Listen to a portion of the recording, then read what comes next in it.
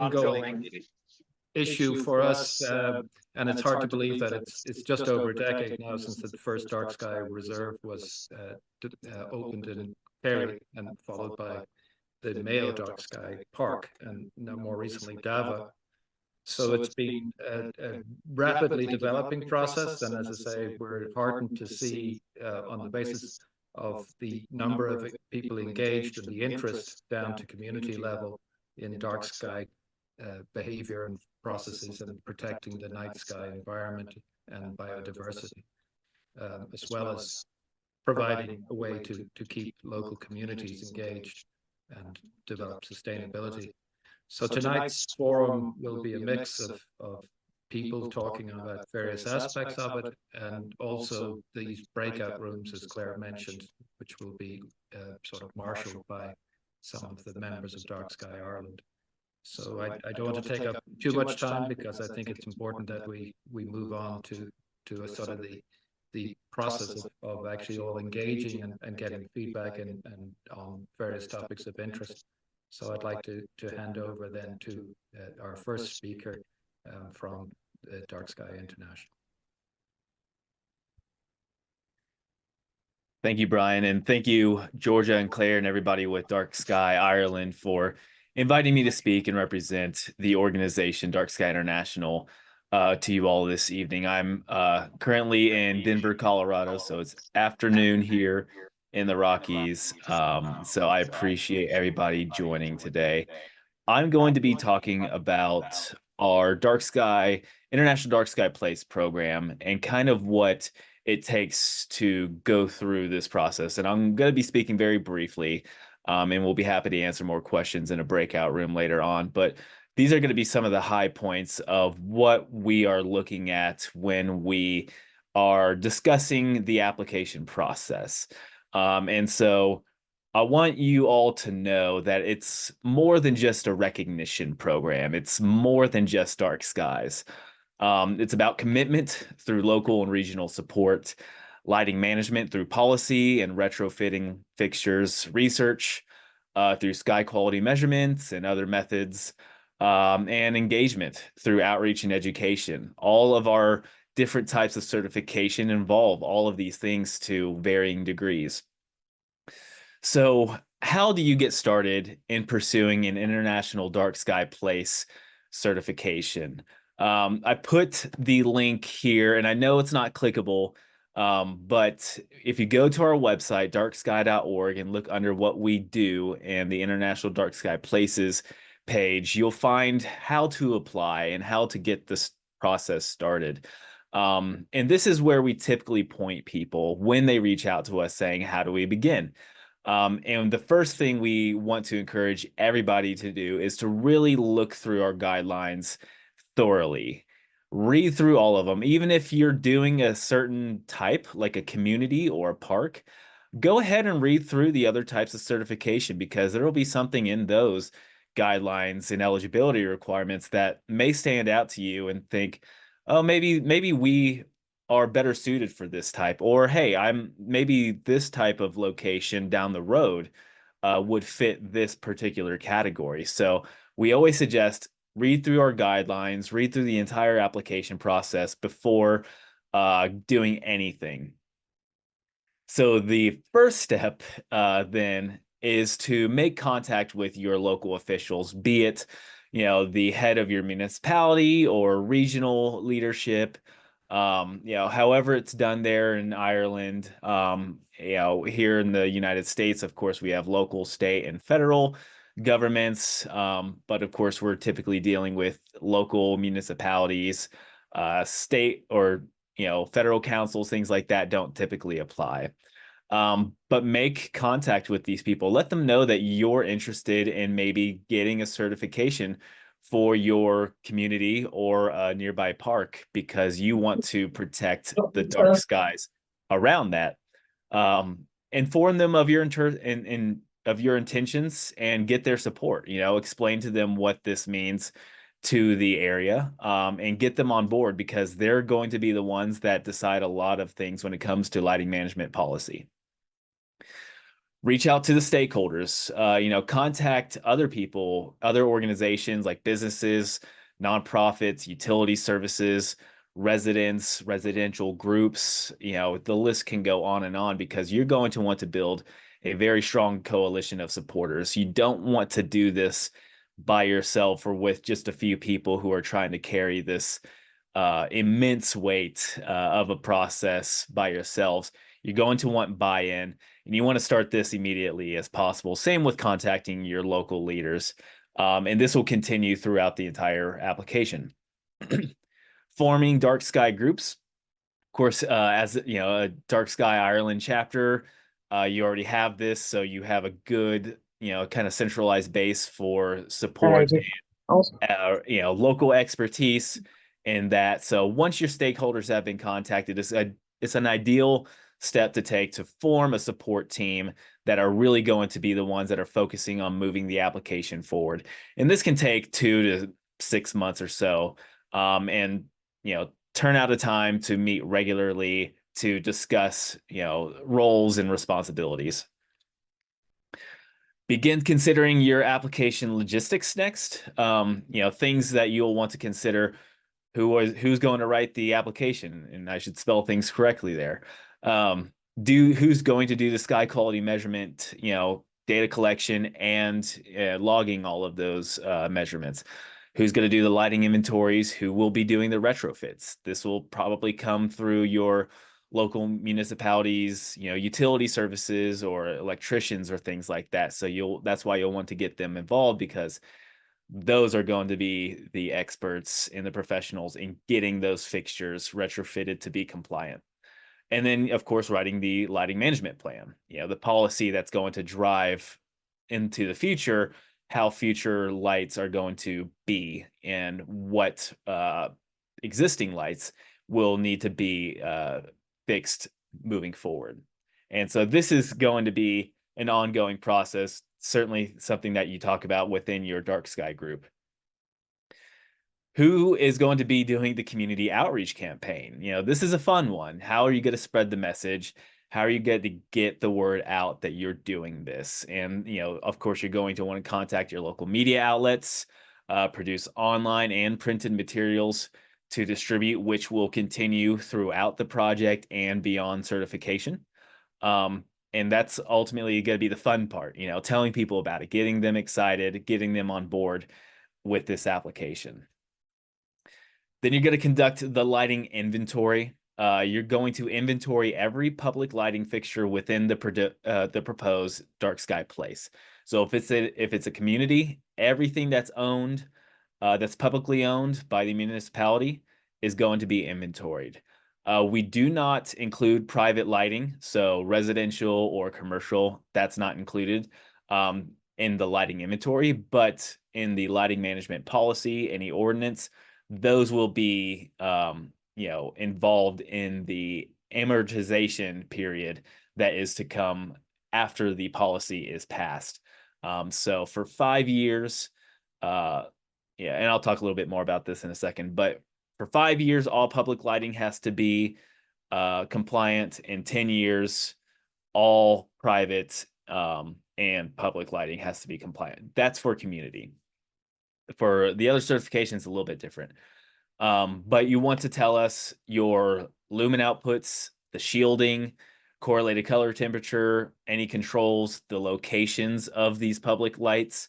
All of these things are what we need to know and should be included in the lighting inventory.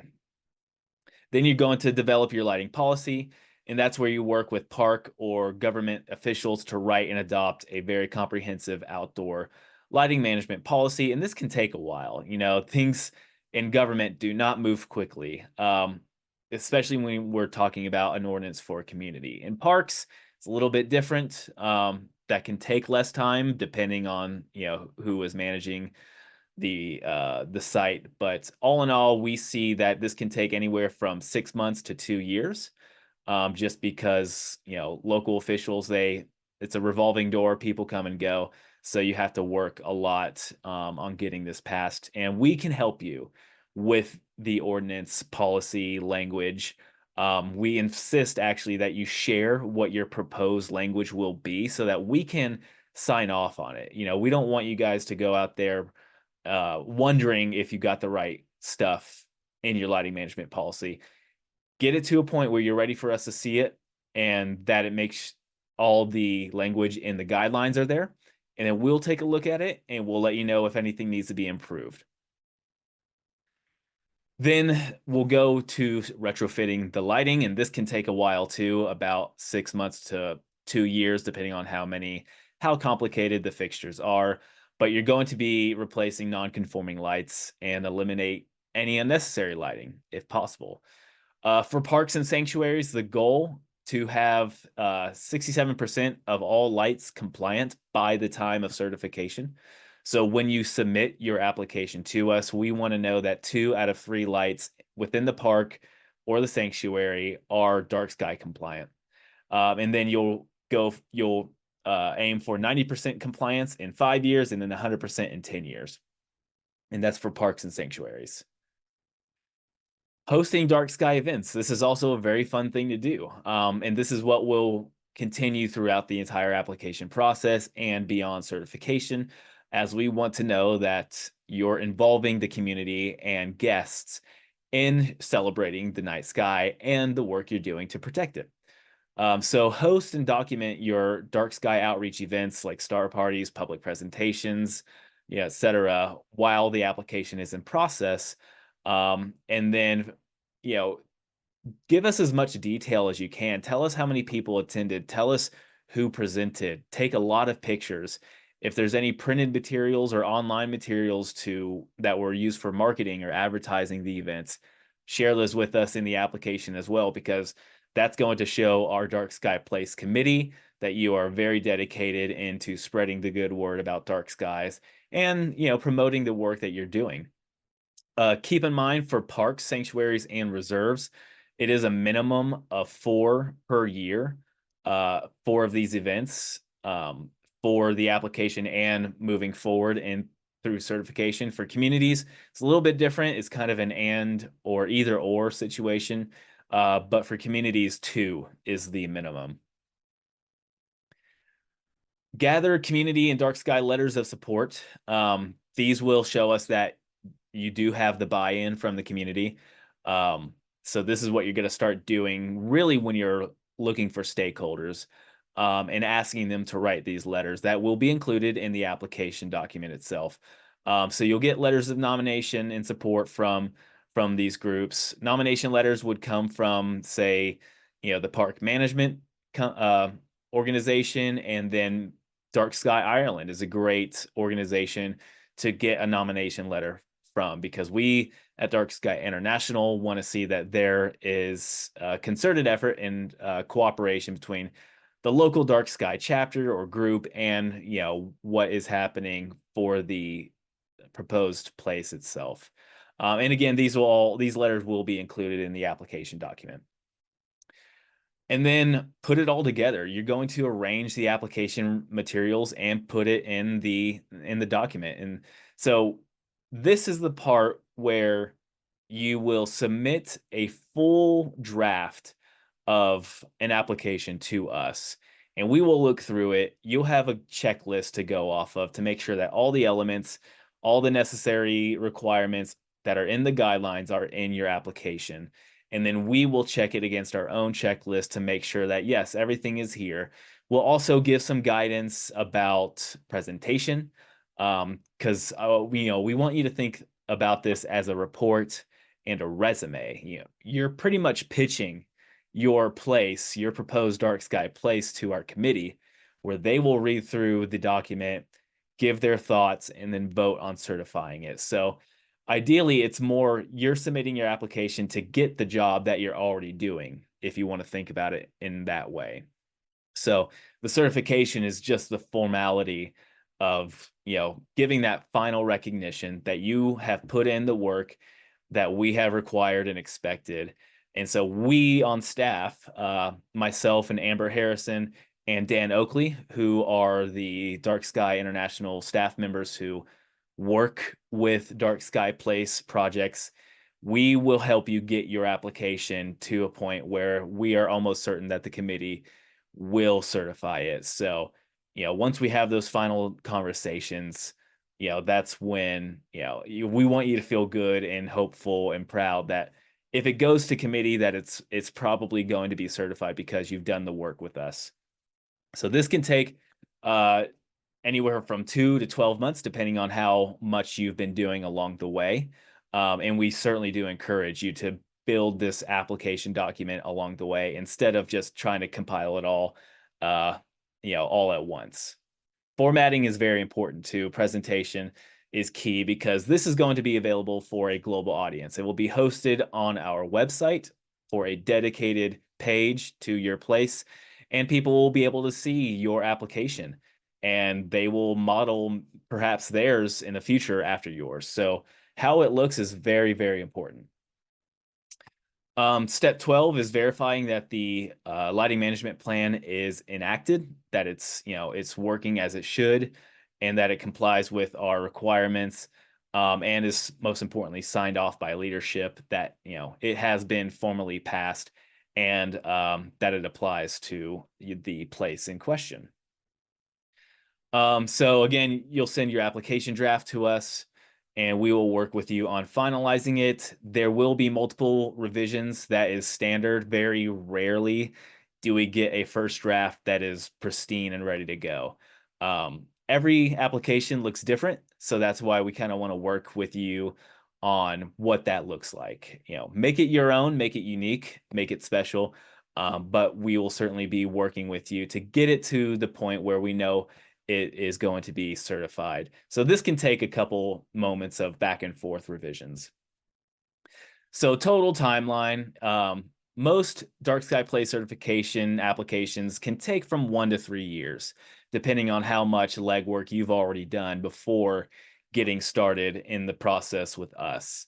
The fastest that we've ever seen has apparently been 6 months. I'm not aware of which place that was. But the slowest has taken 10 or so years, so don't get too focused on getting it done quickly.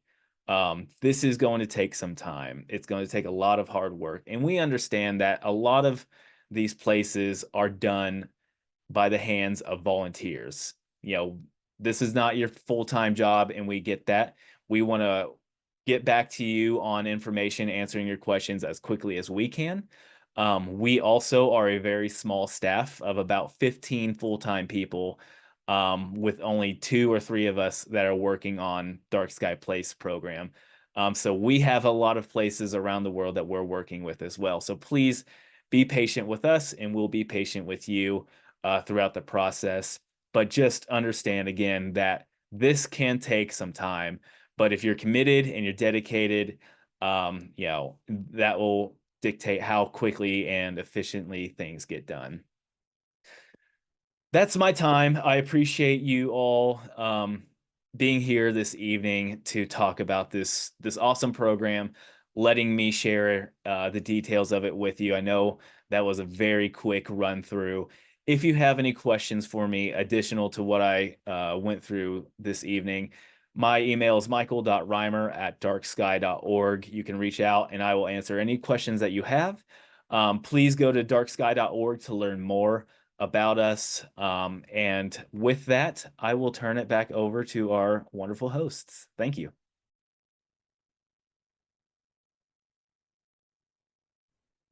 Thank you for that. I think it might seem a little daunting when you look at the whole process, but as was said, this occurs over a period of time, so you've time to develop and interact with people with expertise who can sort of help you along the way. But I think the important thing to emphasize is the community aspect. Is you need to get to grow it to grow a dark sky area, whatever size, from the ground up, and to get engagement. And I think that's what we found is sort of it's helpful, certainly, from the point of view of the requirements, but it's also going to make a sustainable area that's going to have legs and live for a longer time, and also bring in more aspects that are peculiar to your own sort of community dimension. So that's something to emphasize. Absolutely.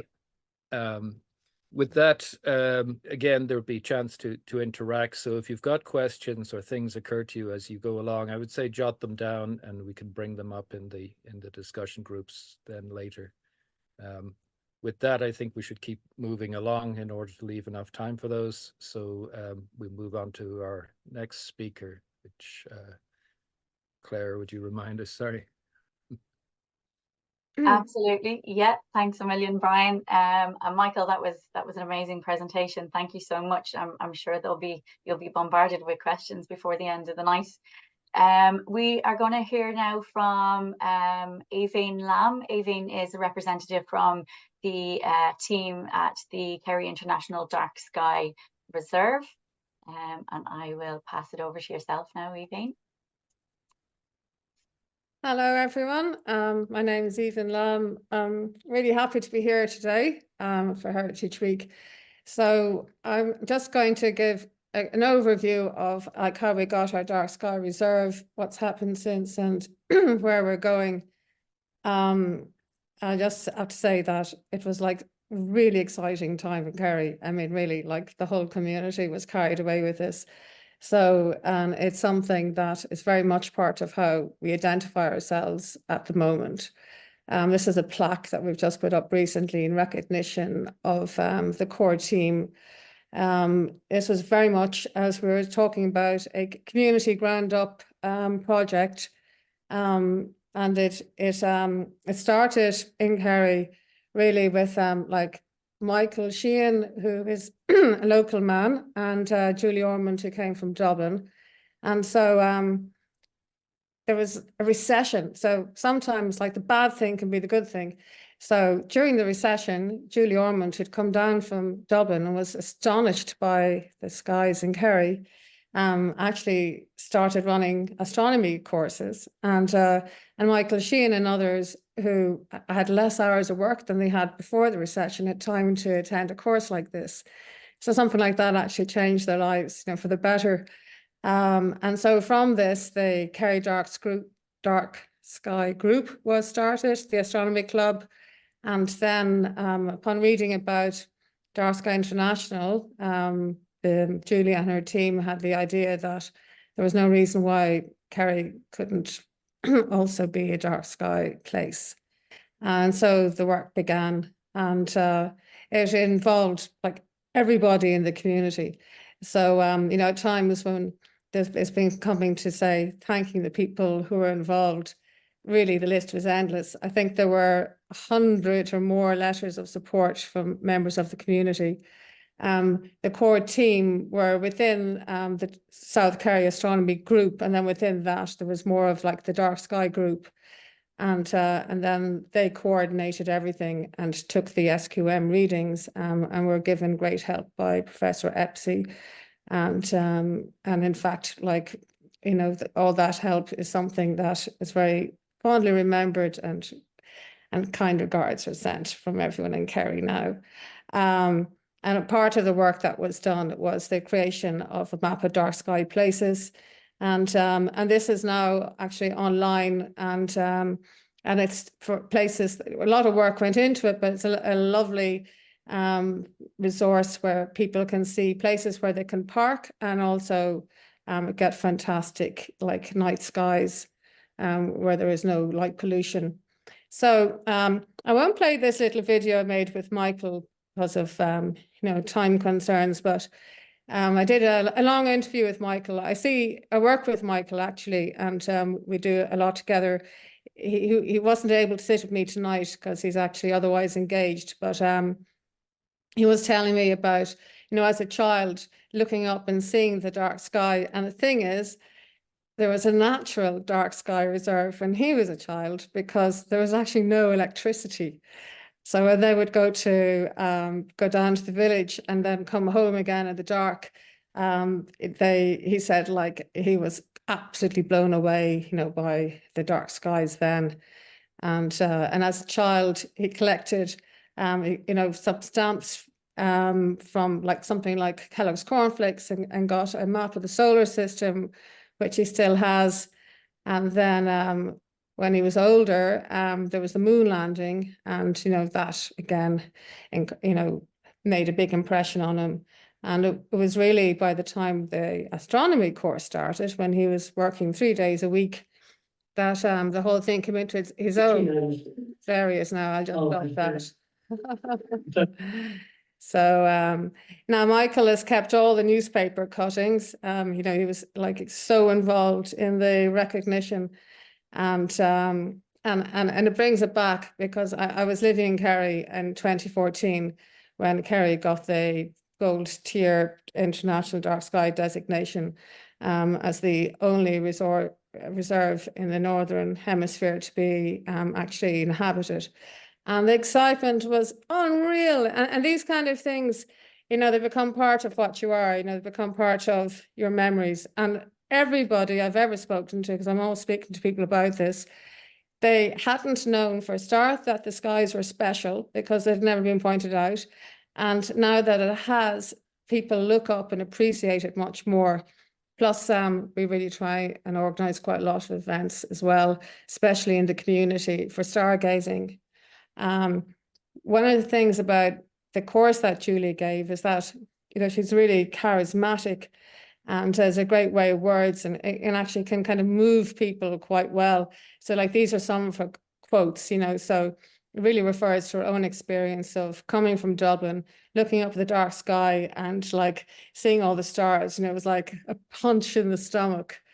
And then she also like makes a valid point that, you know, the natural wonders are about daylight things, and, you know, the night, of course, belongs to all of us, and how moving it is to be with people when they do behold the dark sky.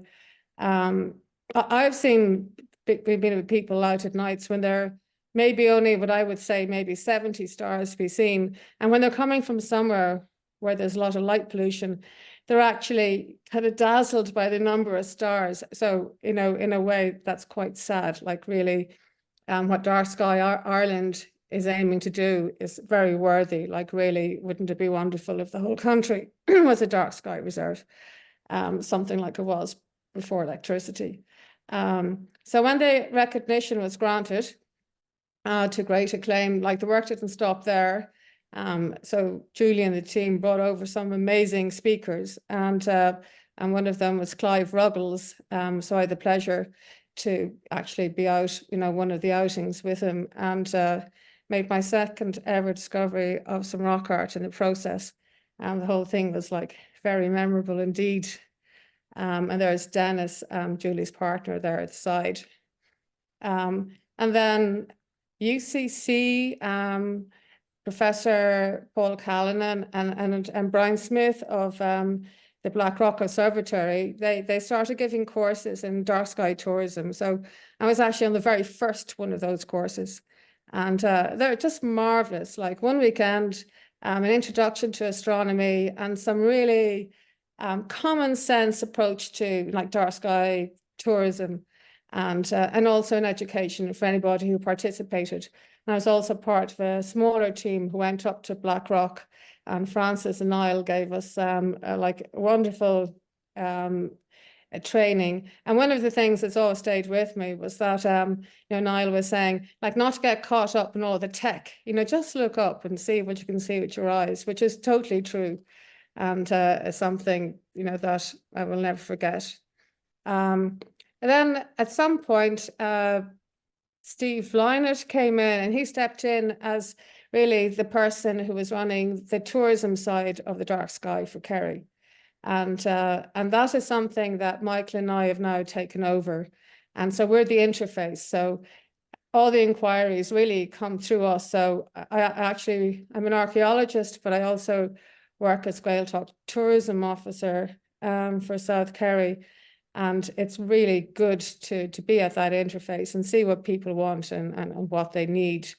And I was working for UCC in their live project, and that was a fantastic project. So there's a legacy website from that, and I'll talk about that in a minute. Now here, one of the things, Kay O'Connor on the far right, who is very sadly missed, she created the Walk of the Planets in Carradaniel. So we have a daytime experience, which is very educational. And Vinnie Highland on the far left there created a lovely app for people to use when they're doing it. As part of the work of the UCC Live project, we actually started doing a Dark Sky Festival. So next year will be our 4th one, and it's very much a collaborative effort. So we've really a lot of different groups are involved in that. So what's actually happening with our Dark Sky Reserve is that year on year, it's actually getting bigger. So it's been like slow, but very steady. And a part of the Discovery Vera project, you know, we're very environmentally aware. So we you know, while tourism is a part of obviously the dark skies, we're really much taken with the wellness factor for everything in the environment, including ourselves. So part of the outreach we do now is we're getting to have more and more collaborations all the time. So the team of people with whom we collaborate is just growing. And we're also starting to have projects and events outside of the reserve. You know, so like it isn't like, you know, this is ours and it's only happening in here. So any festivals of any kind that are coming up now, we have a presence, and we will be getting more and more into the schools of the whole of the region. And then, of course, like our festival is kind of, you know, a highlight of the year, and it's, you know, something for us to look forward to. As part of the tourism, you know, we incorporate the natural world and archaeology. So, like, as I'm a rock art specialist, so I really love bringing people to see archaeology at night. And for a start, I believe that some of these monuments were actually designed to be seen at night. And so it's lovely to experience them. We have people, you know, from cities who've never been close to cow pat or walked in a bog. So they're actually, it's a big part of their experience is to be walking through this kind of environment. And I have actually procured like a big, you know, the car is full of wellies and jackets, you know, so people aren't afraid of getting wet.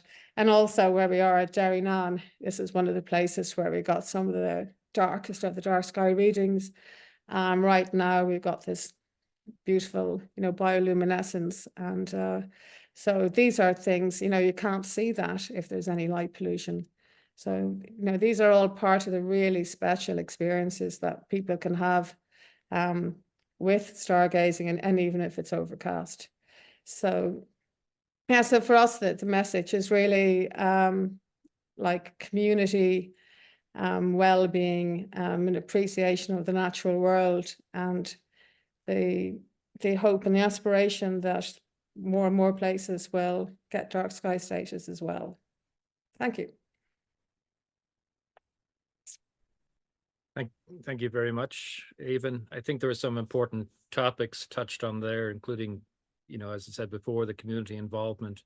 A particular thing I could point out there is the involvement of the schools, because we need to educate the next generation. We won't protect what we don't know about. We won't know about things. We're not going to care. But it's important, I think. A couple of other things. One is that it touches all ages, and that it's a visceral experience, particularly for people who, you know, as I say, don't know about it. So any experience of the dark is going to be impressive, but it's something that you feel and your senses are heightened. I particularly like that image there with the bioluminescence. There's a point as well with that, in that if there is light pollution, that actually switches off. And that is something that is happening in, for instance, Baja California. There's an issue there where people used to go to see it or go on kayak tours. It's not something that just sits there all the time. It does react to the environment just as every living thing does. And that's something that's precious, you know, and again, wondrous for people to see, even if the skies are cloudy. So again, you know, it's part of an environment that we should treasure and protect, and it's something that we have that is we can sell, if you like, in the form of tourism, but aside from our own involvement and our own respect for the environment, it's something that's unusual, particularly unusual in a brightly lit world that we're living in. Okay, let's move on to our next speaker. Excuse me. Claire, Thanks so much, Brian. Yeah, we're going to hear from Georgia Macmillan next. So Georgia is one of the amazing directors at Dark Sky Ireland, but she's also the lead development officer at Mayo Dark Sky Park. So Georgia is going to present for us next. If you're ready, Georgia. Sorry, yeah. Take the mute off, that would help. And let's see if this screen share works. Thanks, Claire. Did that work? Yeah. Perfect. Yeah. Okay. Well, thank you very much. First, to give a big thank you to Claire Masterson, especially, as well as my fellow directors and committee members of Dark Sky Ireland. But Claire has worked like a Trojan to get this together, and she always does for us. So we are very, very lucky to have her on board. And thank you, folks, for joining us. And Evie, it was lovely to hear. I can't tell you how lovely it was to hear all the work that you are doing in Kerry, and we hope to be visiting you soon later in the year. So I'll just skip through a few slides here, but let's kick off first of all. We've, I suppose, approached this. We didn't have an astronomy club. We didn't have an astronomy background in Mayo, so we approached it from a conservation perspective. But the community is key, and I think that's common to what this is all about. It very much came from the ground up, and just a couple of photos I've put in here. They're not professional astrophotography shots. They're just photographs. Obviously, everyone. I don't think it was anyone, unless you were sleeping, that didn't get to see the 10th of May aurora. So a couple of the shots that just really, I suppose, binds us all together under that one sky message. And I think that's coming through really nicely already this evening. And that's what this is all about, connecting those communities and networking together. So our story comes from the ground up as 3 communities that happen to be adjacent to a national park, Wildnayfen National Park, which then became Mayo Dark Sky Park. But that doesn't mean that it stopped with the community engagement. In fact, that's got stronger. So I suppose our accreditation came through a goal for conservation and keeping and restoring night skies.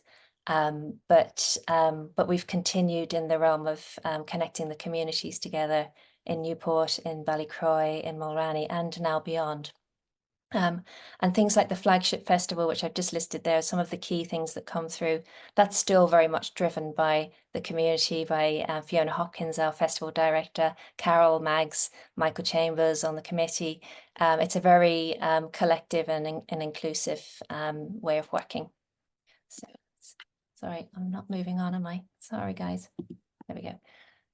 So just to bring it in context with the national park, we got these, because it's Wildnayfen National Park, we say half the park is after dark, so it becomes Mayo Dark Sky Park as the sun goes down. And we think these artworks are very, I suppose, descriptive of partly aspirational, but also, you know, to show the connection of the night sky through art and culture. And Tyler Nordgren, who is a prominent astronomer in the US and artist, kindly did them. We commissioned the posters, the most recent being the 2 on the center and the one on the right, connecting our Yosemite twinning with Wildnayfen National Park. But I like the message, and I think that's what I'm really trying to say. Half the park is after dark in terms of the Dark Sky Park, but then there's that 2 parks, 1 sky, the under one sky message coming through again. So just for anyone who may not know where we are, and a little bit about the Mayo background.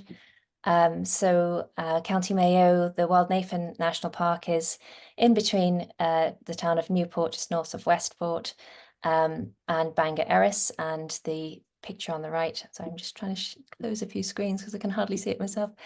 The picture on the right shows the terrestrial land boundary, which is not contiguous. So that's one of the things in our accreditation we had to consider, is how we measured, because the sort of land parcels there.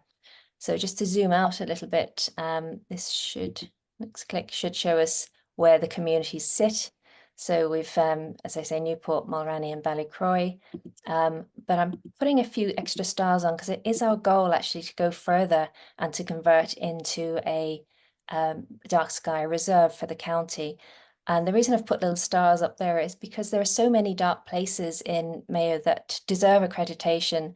They don't necessarily sit within the Dark Sky Park, but that doesn't mean that they're not dark. So the islands, Erris, North Mayo, and South Mayo near Linan, some fantastic spaces. So we are taking measurements around other places outside of the park so that we can work towards a county, which sounds mad, but it's achievable if we work at it, and I believe we can.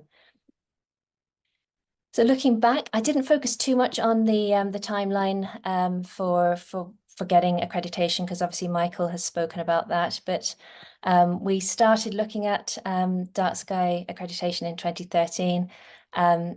As Brian will say, you know, he answered an email from a student, and hopefully he doesn't regret it to this day, but it was the beginning of, you know, a really exciting journey for all of us. And I think, you know, that's still building. So so here we are, I suppose 10 years later, roughly, and still looking to work and to create, I suppose, a better place for dark skies and to keep that restoration. So it took us about 2 years, all in all, and I have to press this little next graphic to show our accreditation, which was in May 2016. But really, that's where the work began. And I've just put this bit of I suppose, a brain dump of the kind of things that are going on between ourselves in the park, between Dark Sky Ireland, which we've really taken, I suppose, quite a role on a national scheme, because it's no good to us if just Mayo or just our Dark Sky Park is dark. It's really important that dark skies as a policy and dark skies elsewhere through other partnerships, through other projects, really is looked at. And I think that's, you know, where the gap is for all of us. We need to work together to see if we can improve and put pressure on for dark sky policy and for a reduction of light pollution. So you'll see there we work on the left-hand side. Yes, we work on the Dark Sky Park itself, the DSP. We've got lots of exciting programs going on there.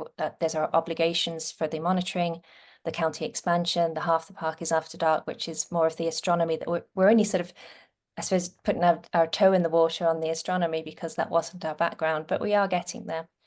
And with the help of the likes of, as Evie mentioned already, Blackrock Castle Observatory, and also Armagh have been very good to us. So it's a really nice network to get into as we learn and we go on. And just in terms of how we resource and how we work, for my own role, I'm doing a study on dark sky tourism as a research post within the National Parks and Wildlife, but that ties in with Dark Sky Ireland and also with Mayo Dark Sky Park and the community. So I'm lucky within National Parks and Wildlife to have the role. It's an employment-based research post, but there's also a lot of volunteering that goes on with it. But I also now have a bit of help through, I've got a lady called Molly O'Grady, who some of you may have met, and she's started with us. So we're building slowly to get a team together, whilst also working with the local community team, which are a really dedicated bunch. So just a little bit about, I suppose, the festival, which is our flagship. It's been running, it'll be running 10 years in 2016. So it's charging on the same year as we got accreditation. And this is the, I suppose, synopsis of one of the evening events, the opening night a couple of years ago. And I just use this image because I think it says a lot about what we do. It's more than, let's say, astronomy. It's working together. It's looking at our lighting, combining music, well-being, all of the facets that make dark skies what it is and why it's so important. And the signpost there, this is just the beginning. And I think that's the way to look at it. The accreditation really is just the beginning. A little bit more on events that happen. So this year we've got our festival coming up in November. It is hosted in the 3 communities. It is multi-themed. We have started to add on a fringe festival, which means that anyone who has an event in the week leading up, which is half term, can list their event as long as it's to do with the night sky or the night even, and in Mayo and doesn't clash with our own, then we will list it, and it kind of cross-pollinates, so you get some exciting and unusual events that way. And then there's other things going on throughout the year, like obviously Irish Astronomy Week now is really big. International Dark Sky Week has really captured people's imagination from the community, with lots of events being organised locally there. And things like astrophotography workshops, they're really, really popular. And some of the projects that we've been working on, Dancer in the Dark was a little poetry publication where we collected both the local writers, and we got permission from published writers to put a collective together. So Dancer meaning poetry. We've had some readings, we've had some really, I suppose, really culturally sociable evenings by candlelight with poetry and Dancer in the Dark. But other things like working on the All Island Pollinator Action Plan and getting a publication for nocturnal pollinators. So these sort of things that we can disseminate information, and we can, I suppose, spread the word out for how we can protect our night sky together. And it just triggers different things to different people. So it might be biodiversity to one person, it might be well-being to another. So whatever it is, I think that's the thing with dark skies. It is so interdisciplinary. It can address almost anything, and that's why it's so relevant to the Sustainable Development Goals as well, for those of you that are looking into to getting accreditation. These are a few photos from our training programs. So Carpe Noctem, or the Dark Sky Ambassadors course, has been running a long time now. Dark Sky Champions, so the ambassador course is for the community. The Dark Sky Champions is more for trade and hospitality.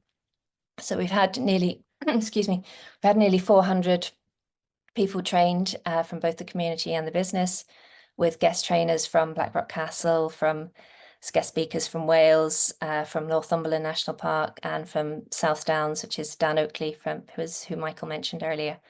And just little, I suppose, interesting facts. So Duncan Wise, who came over from Northumberland National Park, did a fantastic presentation on dark sky tourism, and had some astounding figures, which I've circled here in red, that the local region there benefited by over 25 million sterling from dark sky tourism, supporting 450 jobs. So, this wintertime tourism, yes, it's not the only reason to do it, but it is one of a positive outcome. So again, depending on who you're talking to. This is an initiative from Wild Nathan National Park. So there are a series of stone cottages which were former homesteads around the national park, which is a 15,000 hectare mountainous region. And these lovely stone cottages are being restored one by one. So we will have about 13 to 15 places where people can stay, and there'll be sort of rustic facilities where people can enjoy the night sky, but they're already proving very useful for us for our night dark sky walks, and for people to stay over and do the half the park is after dark experience. This is just a little bit on my study, because it is funded by the Irish Research Councils. It's a study on dark sky tourism. And some of the words that Evie mentioned, it comes up a lot in our discussions and our interviews whilst walking in the dark: wonder, well-being, escape, those kind of, I suppose, experiences that people wouldn't get by walking on a lit path at night. So it is nice to have a safe environment where we can bring people that's enclosed to get those experiences that are quite rare these days.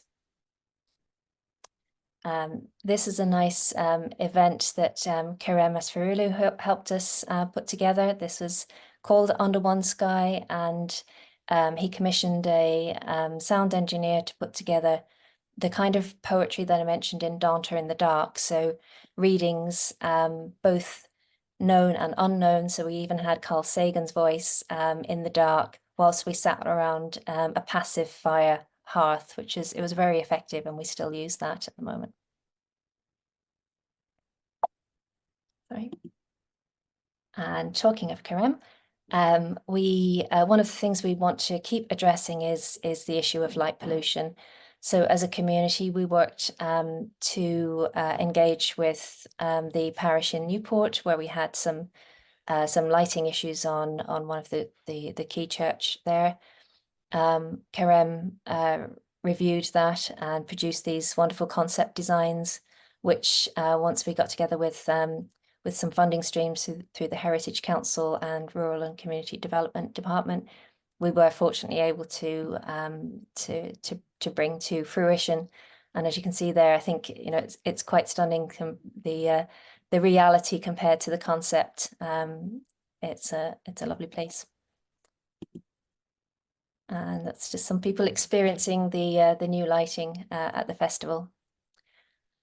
So just to touch very briefly on policy, we do work through Dark Sky Ireland and even locally to, I suppose, try and engage as much as we can. So wherever there's an opportunity to put in a submission, and at the moment, I just want to highlight one that's out. So for everyone, if you're interested, maybe take a look at the National Parks and Wildlife website, because the Irish Wildlife Act is under public consultation. So through Dark Sky Ireland, we have engaged with Jana Jakushina, who's based in Belgium, to do a submission for that. And we've done a lot of them ourselves until now, but it is really important. So again, we have no legislation and no policy nationally to protect our dark skies at the moment. And with that, I will sign off. So I suppose just to say our motto: let's help children to name more stars in the screen than stars. Sorry, stars in the sky than stars on the screen. I ruined it there. But thank you for having me. And yeah, I'll leave it at that. Thank you very much, Georgia. I'd just like to maybe pick out a few things that you mentioned that are worth reiterating. One is, again, the community involvement. And by community, it's not just physical communities, but for instance, the women in the dark, and also, the arts community, the engagement across what would normally be divides, maybe between rural and urban, or science and arts and so on. And that again is something that we all share and have in common. The other point about, I think it's great work in Newport. That's a community, we're church on a hill that was sort of a outstanding soar, if you like, in terms of a gateway town to a dark sky area. So that's something that's actually improved conditions within a town and within the community, and is game changing, I think, in terms of where we go as a country.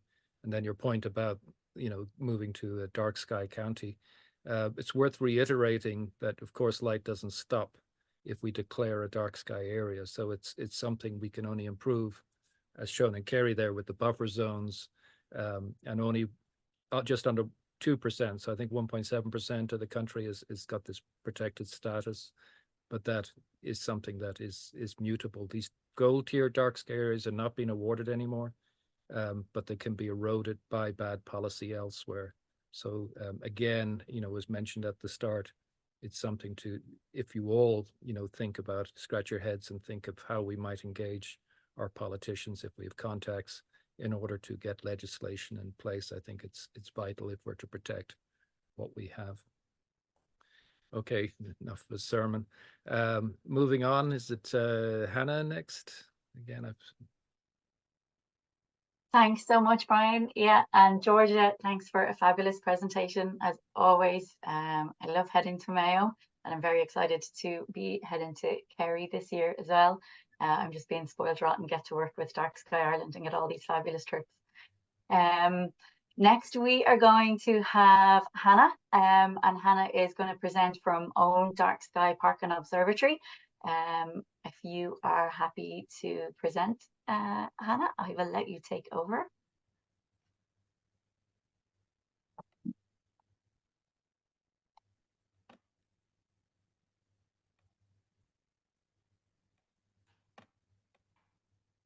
just double check everyone can see my screen. Hopefully you should see the On Dark Sky Park logo. Yes. We can, Hannah. Yeah, thank you. Perfect. So I'm based at the Dark Sky Park and Observatory. We're in Dava Forest, which is in the Sperrin Mountains. So I'll show a map of where we are. But basically, I'm quite jealous of what Mayo and Kerry are doing. I also feel a little bit spoilt because I'm certainly in the most comfortable position in the fact that we have like a dedicated built building where we are. So we have to navigate a little bit differently from what Mayo and Kerry are doing in terms of being in Northern Ireland and being under different legislation. But we kind of operate between both systems of government, and in terms of tourism, we get like both. So a little bit of a map just to show where we are. We're pretty much in the centre of Northern Ireland. We're in Tyrone, but we're very close to the Derry border. And we're relatively close to the Republic of Ireland and Donegal as well. But our location is pretty much Dava Forest and the Beckmore Stone. So we're within the Sperrins area of outstanding natural beauty. So it's just this boundary line that runs along here. So you can see all of the light pollution that falls just outside of that boundary line. So we have Derry, Londonderry, Omagh, which is getting bigger, and then Cookstown, which would be our nearest big town. But you can see within the Sperrins area just how dark it is, and we're down here roughly. So just a little bit of a background towards our application process. It was kind of driven by Mid-Ulster Council, District Council, which is who we are under, and also a lot of involvement from local community, DARA, which is part of the Northern Irish government, and Armagh Planetarium as well, which were involved in the science side of things. So we have seven sky quality meters throughout our dark sky park, and that's where our measuring comes from in terms of the light pollution. And the initial process of application was really extensive. I've been here since the start of the Dark Sky Park being open. So the application process preceded me, but it was really extensive. It has now been streamlined a lot, so it's now done on site by our duty officer. I would be helping with this year's application, but it's been streamlined and it's apparently a lot easier to sort of manage. Our building is sort of purpose built for what we're doing here. The building is a visitor reception area and exhibition, and then an observatory upstairs, which is where I am. So there's a lot of emphasis on astronomy, but since then we have found that there's loads of involvement outside of that in different areas. So I'll go through some of those. So the initial funding was provided by local council, which is Mid-Ulster District Council for us, and DARA. We received our Dark Sky accreditation in June 2020. So we've been open just over 4 years now to the public. And I'll talk a little bit about how we cater to different people that we get here. We officially opened in June 2021. I'll not mention why, big gap of COVID and pandemic and stuff. The solar walk is a development that has come through since we've been open. So from about June 2023, that's been open to the public. So this is a boardwalk. It's just under 2 miles long, and it connects the building, which is on one side of the Dark Sky Park, to the other end of the Dark Sky Park, which is where the Beckmore stone circles are. So that's a Neolithic site that we're really lucky to have in our Dark Sky Park boundary. And then our most recent addition has been our sculpture. So we have a recycled wooden sculpture named Kilden. So this is part of the Sperrin Sculpture Trail. So this is to encourage tourism. It's done in partnership with 2 other councils, which are Derry City and Strabane District Council and Fermanagh and Omagh District Council. That was put in around sort of last summer. So that's proved really popular. It's designed to try and get tourism around the Sperrin Mountains. So there's 1 in each of those council districts, and they're to do with natural history and kind of tying in a little bit of the arts to it as well. Our local landscape, I think for anybody who is in a dark sky park, you are in a very scenic, pretty area by default, usually. So these really isolated places tend to be very beautiful in the daytime as well. So our boardwalk takes advantage of that, but it's also designed to be walked at night. So it provides a really nice, safe, accessible walk for people that want to walk in quite a wild area in the dark. I'm feeling pretty safe to do so. The Sperrin Mountains is a really lovely location for us to be in. So our dark sky park is not too big. It's 15 square kilometers. It's already in a very pretty place. But with our kind of building serving the function of astronomy and dark skies, we found that there are lots of other benefits because of our location that tie into geology, archaeology, biodiversity, and stuff like that. So just outside our building, we have the Dalva Water River. So that's actually protected because we have freshwater pearl mussels. So those tie in with light pollution just because of how much they're affected by light pollution as well. And we have many red listed species. The Sperrins is still quite wild and quite protected in terms of what's there. And the main feature that we would like to incorporate is just to get people into this area to appreciate what is here. So we've got most of it being protected bog, and we've also got a really nice scenic feature of the forest, which we're in the middle of as well. So we have a couple of different habitats and different benefits that come with those as well. They do all tie in with light pollution as well, just because of how much we know now that animals and plants are all affected by light pollution. So it makes it really easy for us to tie in the benefits of the Dark Sky Park to nature and sort of the surroundings, as well as astronomy. So this is a little bit of a glimpse of our building. It's designed to fit in with the bog. This was just a really nice year for bog cotton. It hasn't come back like this since, but we had a really lovely white blanket outside the building for a while. So the building is designed to look like it's always been there, and it's supposed to be in the bog. So we're surrounded by a little bit of bogland, which is really lovely, and it means that we can just step outside and have, you know, lizards, we have herons, stuff like that.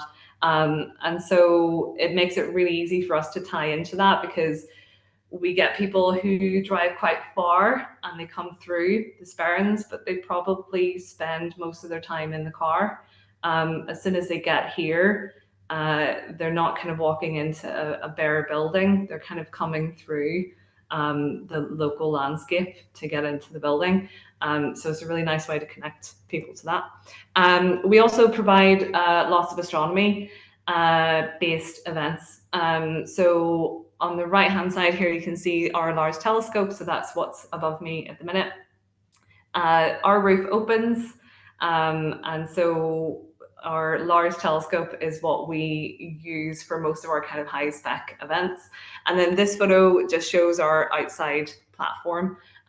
So we have a viewing platform outside, which is south facing. That gives us a really beautiful view of the night sky just from stepping outside the building.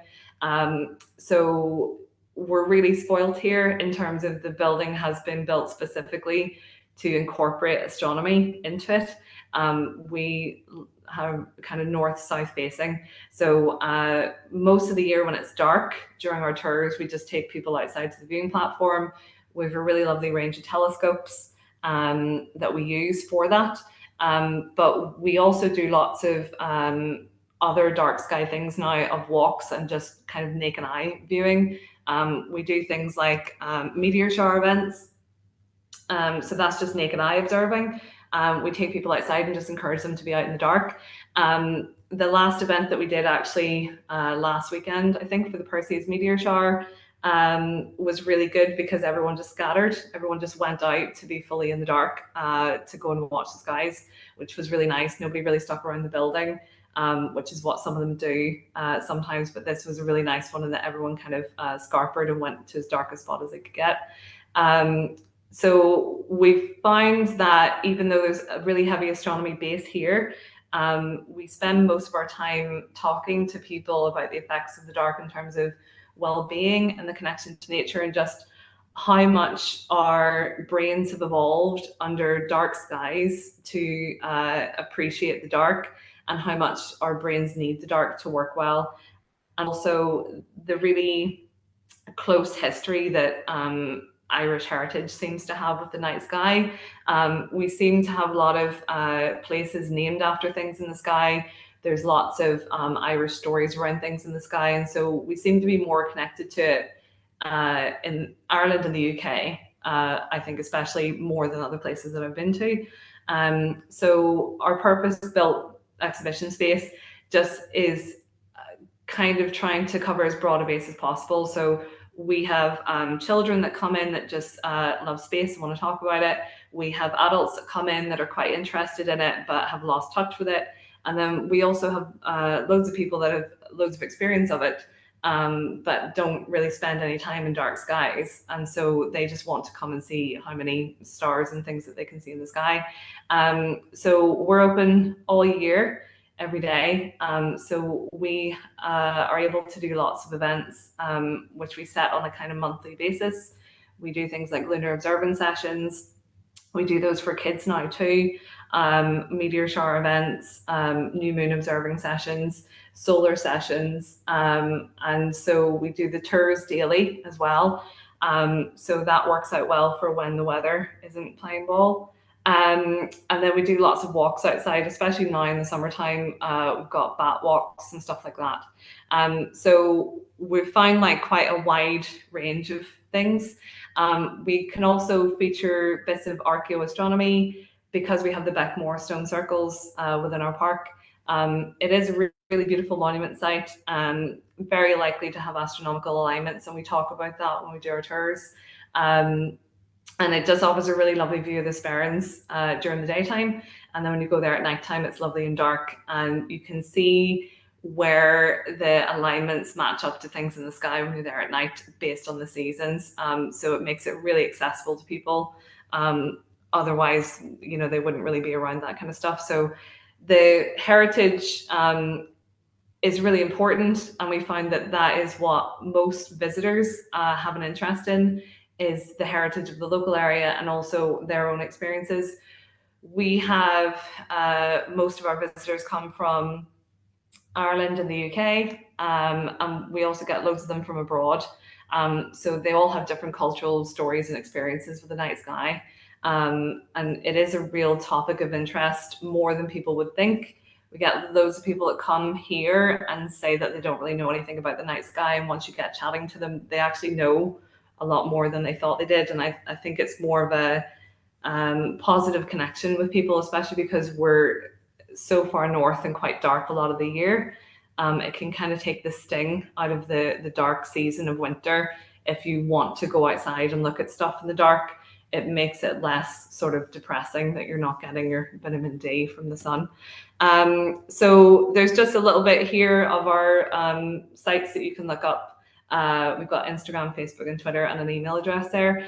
If anyone has any questions or would come and visit, feel free to get in contact. As I say, we're open every day. There's always somebody here to answer questions from all year round. Thank you very much, Hannah. So I'll maybe stop there. thank you again. I think what's coming out as well is the different flavor, even though we're all talking about ostensibly dark skies, is the flavor of each area is individual, and the directions we go in each area is a little bit individual. So there's plenty of scope for future areas, each of which have their own sort of characteristics. But we do have the expertise in common. It's a beautiful site. I still on my list to go and visit, Hannah. So I sort of, I'm jealous of your building and the environment, the mix of all the different topics and protected species and the archaeoastronomy as well. All right. So again, thank you, and we'll move on. What's the next stage? Are we moving towards the sessions, Claire? We are going to attempt now to set up a few breakout rooms. We have, I believe, a few themes. I know, as I mentioned, I know a lot of you online here will be online for different reasons and to get answers for different questions. Georgia, I might let you pop in here for a minute.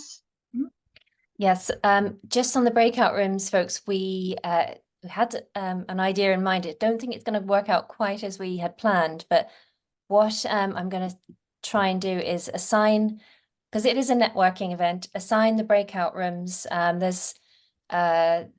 There'll be about 10 people per room. We'll have 7 breakout rooms, and then hopefully there'll be, if there's more than one member of Dark Sky Ireland in a breakout room, we'll move, because I think we should be able to do that.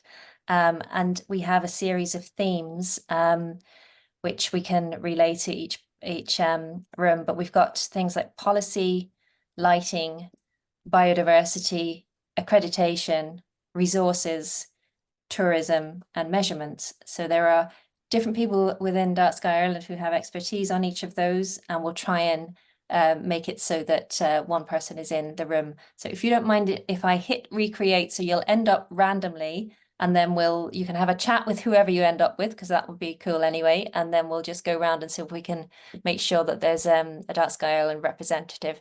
And if we can, there's a thing called whiteboards, which we're also experimenting with, so bear with us on this. But if we can, we're going to get the host to use the whiteboard, just to take a few notes, and then we'll come back at the end and share what we've learned or discussed, and show a play it by ear. It'll be a bit of networking, if nothing else. And Claire, I don't have the time handy. Do you know how long we should allocate? Is it 10 minutes or 15 minutes? Yeah, if we can, I think 10 minutes should be enough. Just I think just because after being in the breakout rooms, I think it will create some questions for the speakers, so that everybody kind of has enough time to ask their questions before we log off tonight. Yeah. Okay. So I'm going to reduce it to 6, because there's a few less people now. So 6 people per room, 6 breakout rooms, sorry. So I'm going to go for it, and we'll see where we end up. And open up rooms. So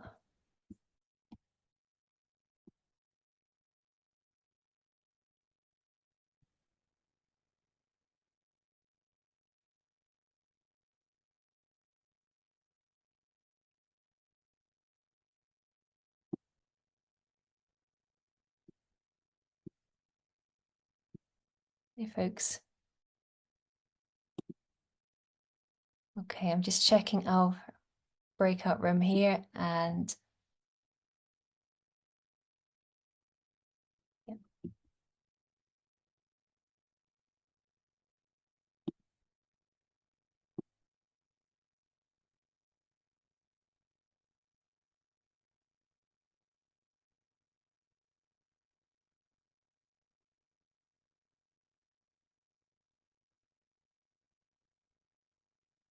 Hello.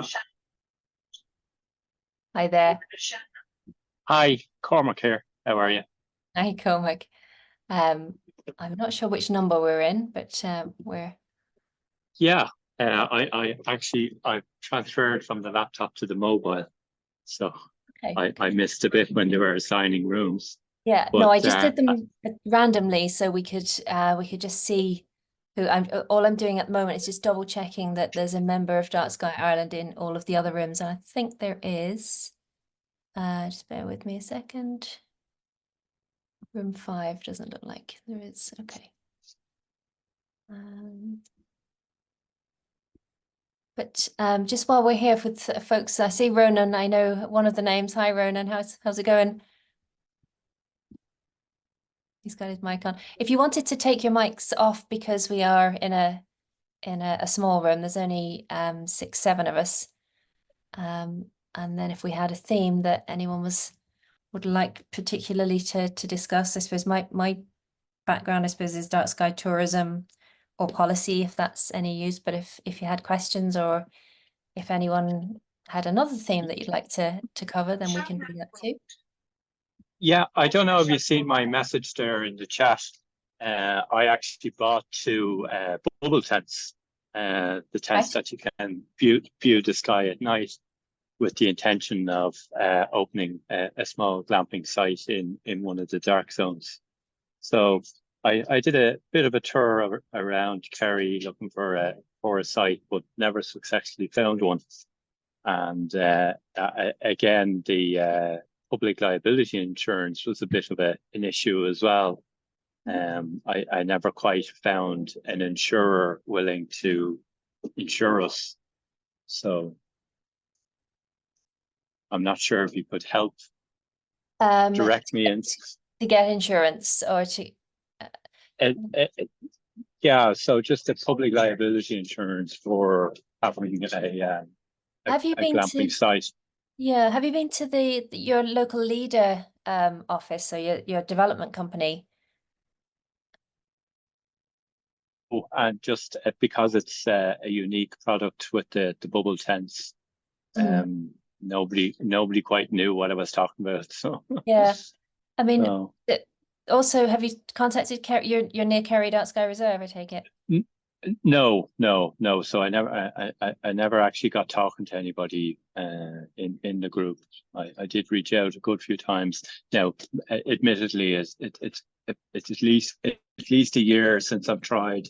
So I'm putting the feelers out there again to see if it was a possibility, or see if anybody else would be interested in helping me out. So, but definitely the tourism side of things I would like to promote, even if I was not involved.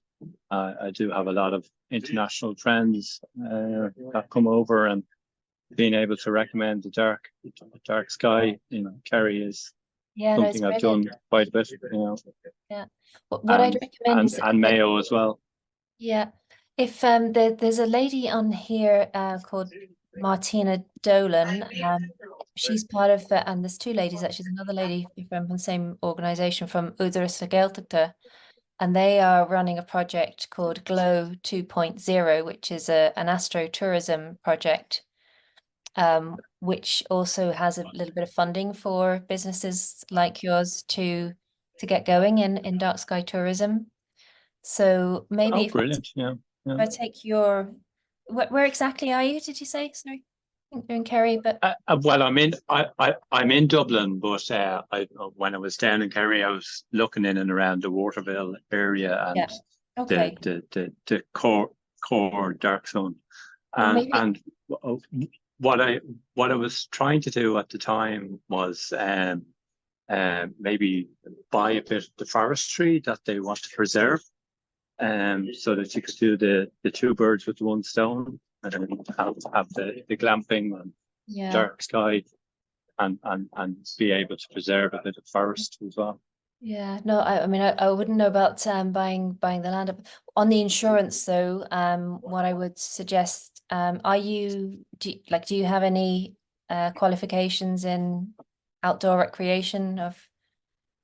Well, I just did a climate entrepreneurial course in Trinity College Dublin. So okay, but just in terms of group management, and that's what I mean, outdoor recreation with like tourism or not outdoor. All of mine would have been indoor.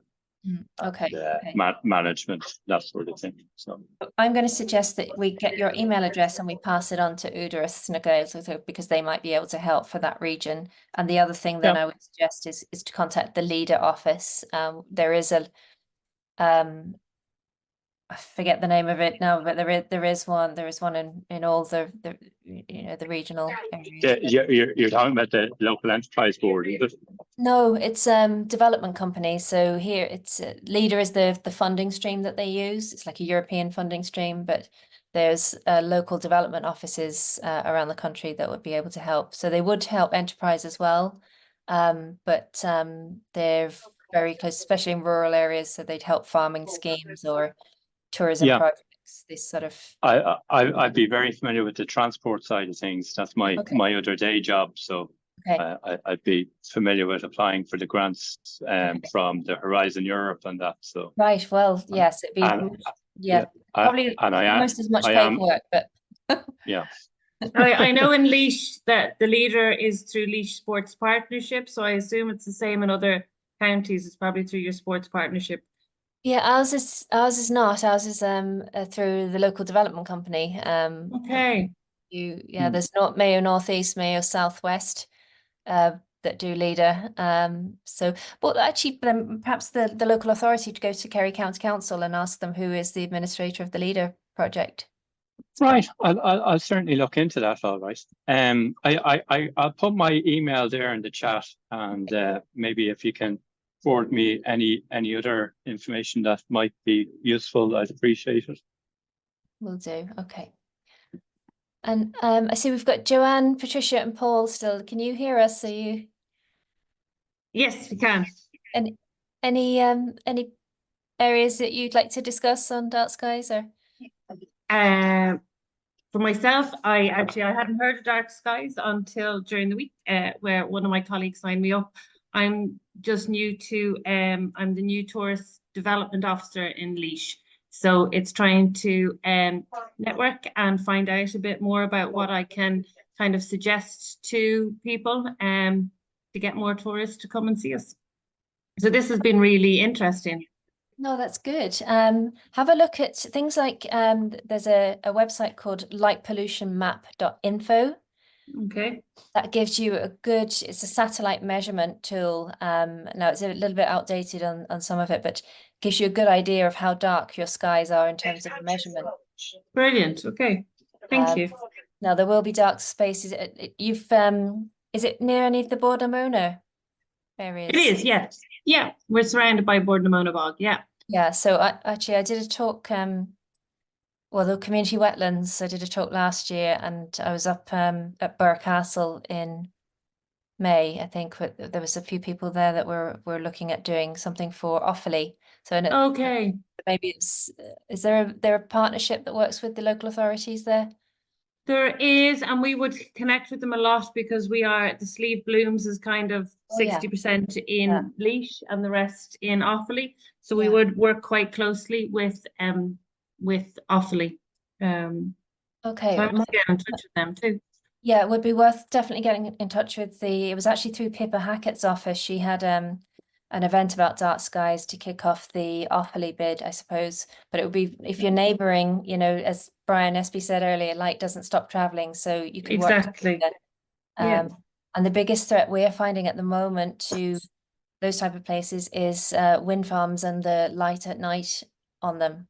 So it's really nothing wrong with the wind farm, but because they're lit and they have to be lit through Irish Aviation Authority regulations, it's a constant light.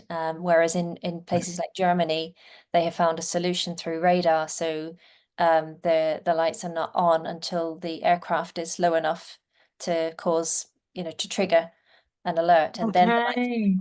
Whereas in other places, well, in all of Ireland at the moment, they're on all the time, and that's. I didn't realise that. Okay, wow. We have 4 new proposed wind farm locations in the county, so that would affect us greatly then. Yeah. So, and you have your Just Transition projects going on for that, so it's worth talking to them. It's worth talking to Fulcher Ireland. Tracy Coughlin, I think she's from the Midlands somewhere. Yes, yeah. If you don't know her already, yeah, you probably do. I do. I just only met her last week. Yeah. Yeah. That's super. Thank you so much for all that. Yeah, no problem. Okay, I might is there anyone else that'd like to put a discussion topic or a question or? Yeah. No worries. Would you like me to mix you up and move into other rooms, maybe? Sure, if everybody kind of gave their list of questions, if your questions weren't answered in the breakout rooms, if perhaps you gave them to kind of the lead that was in the room. If not, please feel free just to raise your little hand icon on the screen there, or pop your question into the chat, and we'll try and get them done before we leave. If there's anything that's not covered, if we don't get to your question, I'll do my best and I'll get through them all, and try and get answers for you, and emailed the answers across to you, if that's okay.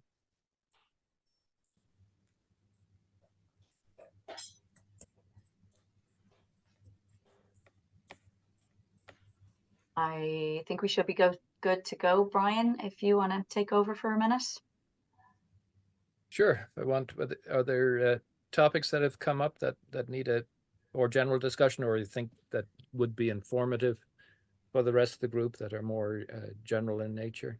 I think one of the things that came out of ours was but she's gone since, is just that looks like it's a difficult sort of task in order to get accreditation. I think that the point is it's probably been a bit more streamlined than it has been, and that there's sort of guidance to bring you through it. It's a medium-term project, so it's not all having to be done in one fell swoop. It's something that develops, and there are examples now, so we can have people speak like to like, so lighting engineers can talk to other councils and so on. So it's not that it's an unknown quantity anymore.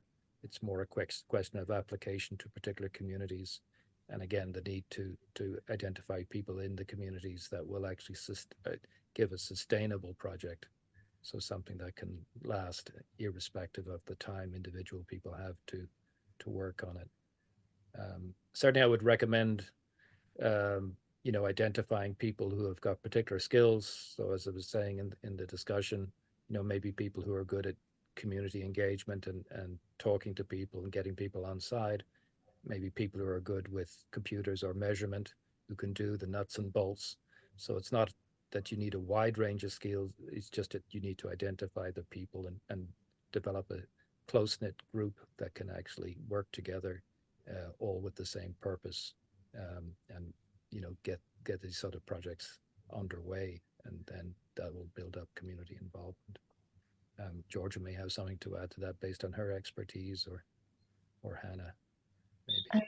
I was just going to suggest maybe we bring Michael in to give us a couple of unless there are other questions, to give us a couple of closing comments, because I'd say he had a fair few questions or feedback, and we don't often have the international, I suppose, presence, so it might be nice to hear your perspectives, Michael, maybe to. Yeah, sure. Well, firstly, again, Georgia and Claire and Brian and everybody with Dark Sky Ireland, I want to thank you for inviting me.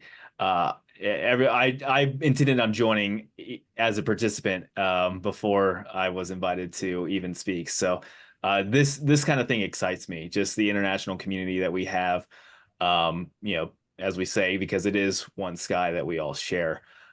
So with that, I want to emphasize that this is such an important movement to have such strong community engagement and connections, not just with your own neighbors, but in our breakout we kind of discussed towards the end about the international connectivity, and for us with Dark Sky International, we certainly want to continue promoting our advocate network, to bring you closer to us, and so we can help you bring yourself closer with others in your area and around the world, because we only can learn from each other and improve upon the methods of which we use to protect dark skies.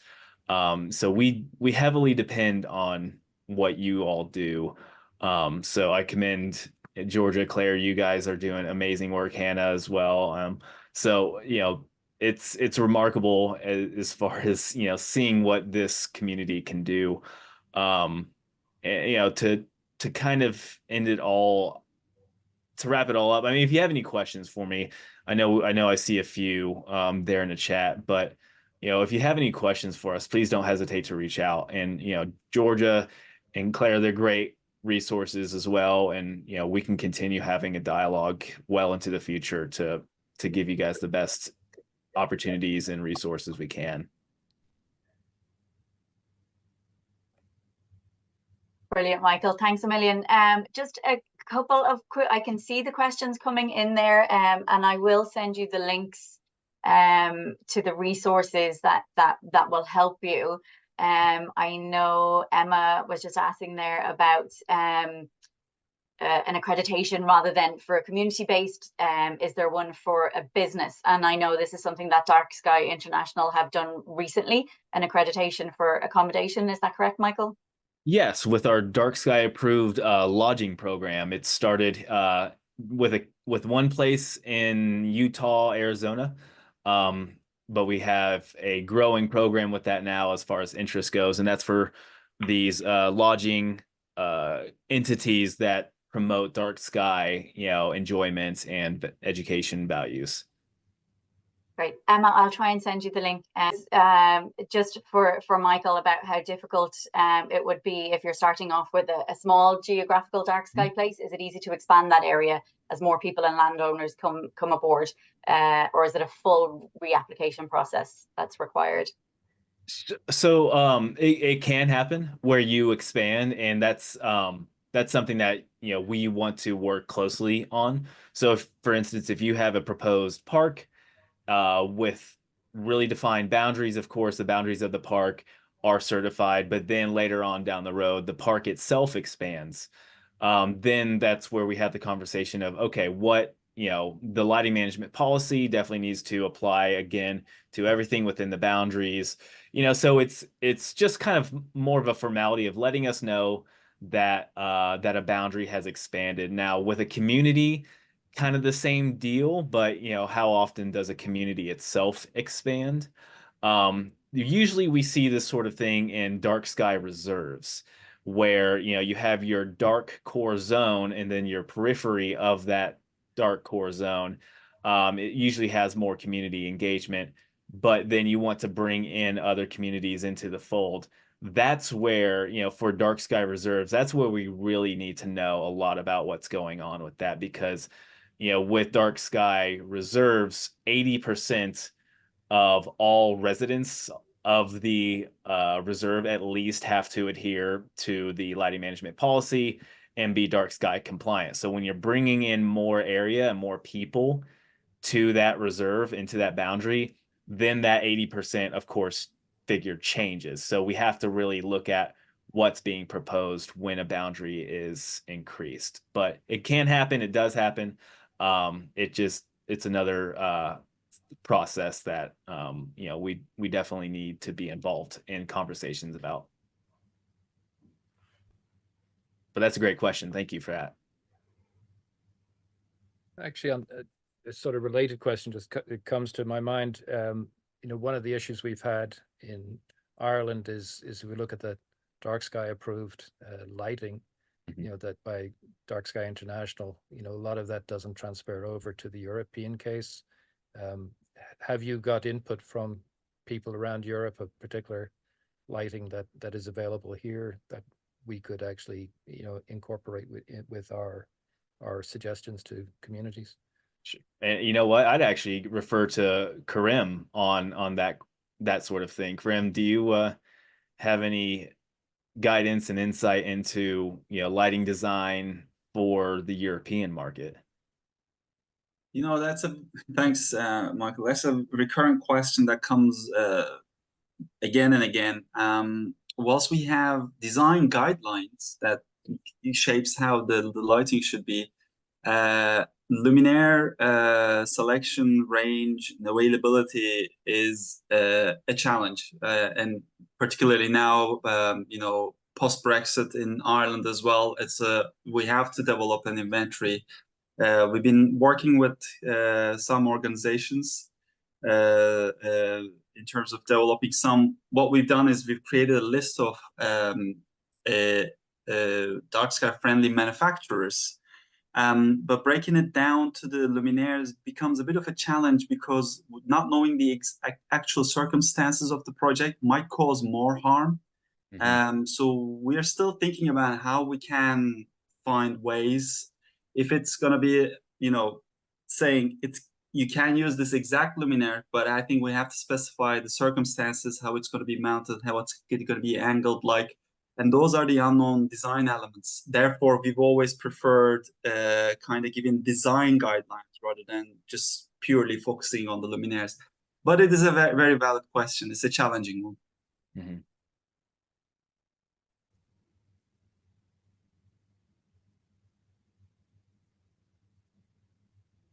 Brian, I think I might let you have a wee chat to everybody, and I think everybody being online for this 2 hours, it's been absolutely amazing. I know once we went into the breakout rooms, we lost a few people, so we really appreciate everybody who is still online. But I will leave the lasting words to Brian. Okay, thank you. I think just I'd like to reiterate what I said at the first, is I'm impressed at the sheer number of people who have engaged in this event. I know, you know, as Claire just said, it's a long 2 hours, but it seems like it's something that there's a real desire to understand and to get engaged. And the fact that we have so many people suggests that, you know, there is a good community that will sort of be self-supporting. So I can just close out with thanking all our speakers again once more, and also wishing you well in developing your plans that you go away and think about how you can actually grow a dark sky area in your own community, town, you know, area, park, whatever. Dark Sky Ireland are contactable on general questions, but, you know, again, I think the point to take out is you need to sort of think about how to develop things in the community basis, and how to grow that, and how to make it sustainable in the long run. If there are general questions, certainly we can provide support. But again, thank you once more for engaging, and wish you all the well in your endeavors.